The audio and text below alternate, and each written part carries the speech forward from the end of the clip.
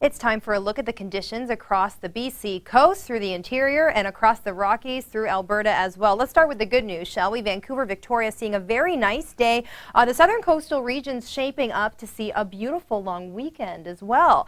Unfortunately, though, we have some active weather through the interior, pushing again in through southern and central Alberta. We just can't get a breakthrough there. The possibility of some cold core funnel clouds developing as well.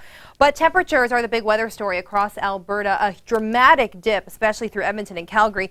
The evening temperatures only at 13 degrees in the city of Calgary. Back up slowly for your Friday, but not much better at 20. Low pressure through central and northeastern Ontario, bringing some active weather and the risk for some thunderstorms pushing into parts of Quebec as well. And then an area of low pressure stateside, bringing some cloud cover and a bit of isolated thundershower activity across parts of the Greater Toronto region also. Now, temperature-wise, it is hot. Another extreme heat alert was in effect throughout the Toronto area. That's the 10th of this year. We were at about 6 this time last year. You can see temperatures through the evening still very warm, 28 in the city of Toronto, 29 in Windsor, typically one of the hot spots across the province of Ontario. And once again for Friday, take a look. We head into the long weekend, 30 degrees in the city of Toronto. We will continue to see active weather across the prairie provinces. Not getting much of a break this week, that's for sure.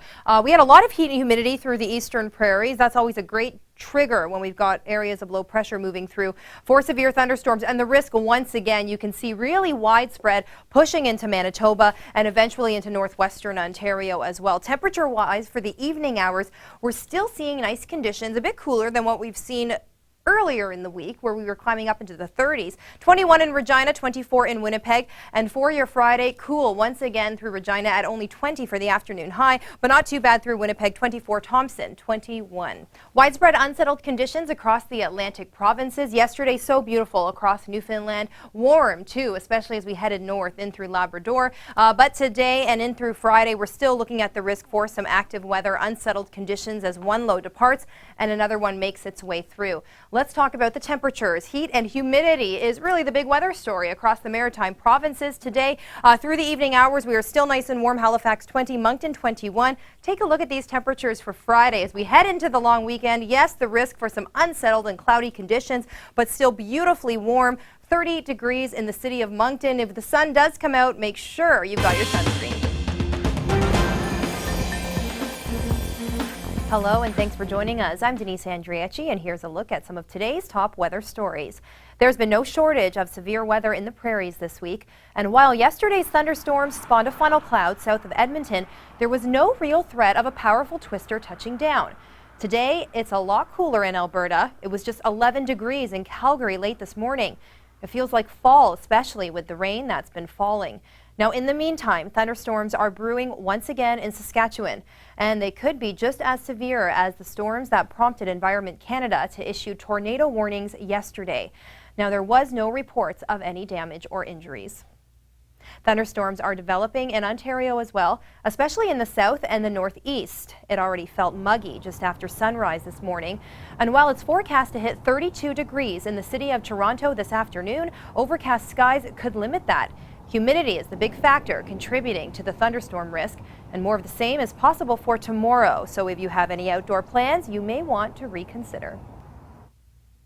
It's sobering news. The USDA says more than half of all U.S. counties have been declared disaster zones, and it's all because of a drought that's taking a huge toll on agriculture.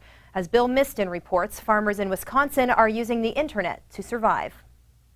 But if I had extra, I'll do what I can to help out. Kewaunee County dairy farmer Greg Puplum says he will do whatever he can to help out his fellow farmers wherever they are. Wheat just seemed to be a very good crop, so we have an abundance of straw. Puplum's selling about 70 tons of wheat straw, which he says can be used for bedding or feed filler to stretch feed supplies. He's selling it on the online farmer-to-farmer network. Operated by the University of Wisconsin Extension, the network connects farmers who might have extra forages like hay, corn, and straw with others who need it. Certain parts of the state and the country are suffering a little bit more than we have with this drought. So to help out the fellow dairymen and fellow cattlemen, if I have extra, I'm going to do what I can to help them out as well. State agriculture officials say you don't have to travel very far in central Wisconsin to see the need that dairy and livestock farmers have for feed. And the farmer-to-farmer network can help farmers work together instead of alone. So, I mean, that's It's a pretty nice year.